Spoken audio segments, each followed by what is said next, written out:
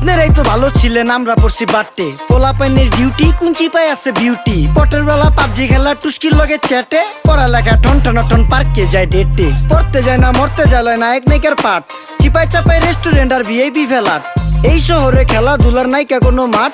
বাচ্চা লইয়া মসজিদ গেলে বুইরারা দেয় ঘাট।